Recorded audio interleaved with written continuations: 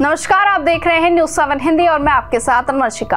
कानपुर देहात में हुई दिशा समिति की बैठक मंगलवार को समय सुर्खियों में आ गई, जब सांसद और पूर्व सांसद के बीच तीखी नोकझोंक हो गई। जी हां, बैठक में आरती डिस्टिलरीज, मिर्जा तालाब की जांच और दिशा समिति के अन्य मुद्दों पर चर्चा होनी थी, लेकिन मामला राजनीतिक विवाद में बदल गया। बताया जा रहा है कि बैठक के दौरान आरती डिस्टिलरीज का मुद्दा उठने पर पूर्व सांसद अनिल शुक्ला वारसी ने कहा कि ये विषय दिशा समिति के उद्देश्यों से अलग है और सांसद अपने लोगों से ऐसे मुद्दे उठवाते हैं ताकि फैक्ट्री मालिकों को परेशान किया जा सके। इस बात पर सांसद नाराज हो गए और दोनों नेताओं के बीच तीखी बहस शुरू हो गई। स्थिति इतनी ज्यादा बिगड़ गई कि दोनों पक्षों के समर्थक भी आपस में उलझ गए और हाथापाई तक की नौबत आ गई। अफसरों ने किसी तरह माहौल को शांत कराया। मौके पर मौजूद अधिकारी स्थिति देखकर घबरा गए और सुरक्षा के इंतजाम बढ़ाने पड़े। वहीं पूर्व सांसद अनिल शुक्ला वारसी ने बैठक के बाद पुलिस अधीक्षक यानी एसपी को एक शिकायत पत्र भेजा, जिसमें उन्होंने आरोप लगाया कि सांसद ने बैठक में उन्हें गालियां दी और उन्हें मारने के लिए दौड़े। वहीं साथ ही उनके साथ सांसद के समर्थक जितेंद्र सिंह गुड्डन, राजेश तिवारी और विवेक द्विवेदी भी मारपीट के लिए आगे बढ़े। उन्होंने कहा कि यदि उन्हें या उनके परिवार को कोई नुकसान होता तो इसके लिए सांसद या उनके समर्थक जिम्मेदार होंगे। पूर्व सांसद ने कहा कि अफसरों की मौजूदगी के कारण वो बाल बाल बचे। वहीं एसपी ने बताया कि उन्हें अब तक कोई लिखित शिकायत पत्र नहीं मिला है, हालांकि फोन पर बातचीत हुई है। वहीं ये विवाद अचानक नहीं हुआ, बल्कि इसकी पृष्ठभूमि जुलाई महीने से चल रही है। 24 जुलाई को अकबरपुर नगर पंचायत के एक सभासद ने राज्य मंत्री के समर्थक पर रिपोर्ट दर्ज कराई थी। इस पर राज्य मंत्री ने अकबरपुर कोतवाल पर पक्षपात का आरोप लगाते हुए धरना शुरू कर दिया था। उस समय पूर्व सांसद और उनके पिता अनिल शुक्ला वारसी ने भी खुलकर राज्य मंत्री का समर्थन किया था और नगर पंचायत अध्यक्ष और सांसद पर गंभीर आरोप लगाए थे।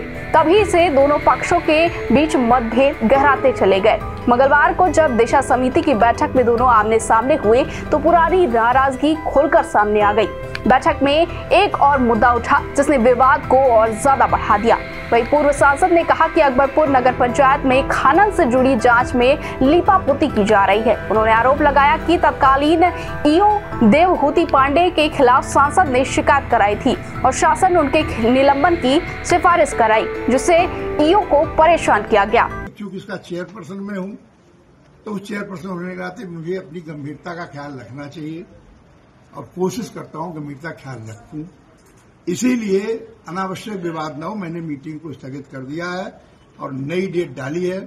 और नई डेट डालने के पहले जिस डेट में मैं यहां से शासन को लिखूंगा कि शासन का अधिकृत अधिकारी और भारत सरकार को लिखूंगा, भारत सरकार का अधिकारी वह भी उस बैठक में रहे और एक एक बिंदु पर चर्चा हो। चर्चा के बाद गुण और दोष के आधार पर कार्रवाई हो।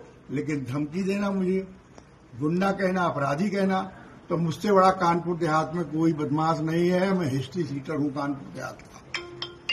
कागज और कलम पुलिस का होता है। मेरे खिलाफ उसने मुकदमे लिखे, उसी सरकार ने खत्म किए। 13 मुकदमे लिखते ही पुलिस मेरे खिलाफ वादी बनती है। मैं धरना देता हूं विपक्ष होकर के। समाजवादी पार्टी की सरकार होती है और मेरे खिलाफ मुकदमे लिखे जाते हैं, साथियों के साथ लिखे जाते हैं। आपने भी साथ अगर इसमें कोई बच्चा हो उस समय का तो जानकारी होगी। मैं रात और दिन दिसंबर और जनवरी में बैठा था। उन्होंने कहा कि खनन और आरती डिस्टिलरीज से जुड़ी जांचों में राजनीतिक दखल दिया जा रहा है। इस पूरे घटनाक्रम के बाद जिले में राजनीतिक माहौल गर्मा सा गया है। लोग इस विवाद को लेकर तरह तरह की चर्चाएं कर रहे हैं। कहा जा रहा है कि ये विवाद केवल दिशा समिति की बैठक तक सीमित नहीं रहेगा, बल्कि जिले की राजनीति में नया जातीय और गुटबाजी वाला बोर्ड ला सकता है। 4-5 गुंडों को बैठाल करके उनको जबरदस्ती मेंबर बना के दिशा का, और इस मीटिंग पे जो है क्या नाम लोगों को टारगेट करते हैं, लोगों को बेइज्जती करते हैं और सबको जो है परेशान करते हैं, जबरदस्ती मुकदमे लिखाते हैं, फैक्ट्री वालों को टारगेट करते हैं, फिर इनके लोगों जा करके वहाँ वसूली काम करते हैं। आज अभी क्या हुआ? अफसर अब ऐसी बैठकों में अतिरिक्त सुरक्षा व्यवस्था की तैयारी कर रहे हैं ताकि भविष्य में इस तरह की स्थिति दोबारा न बन सके।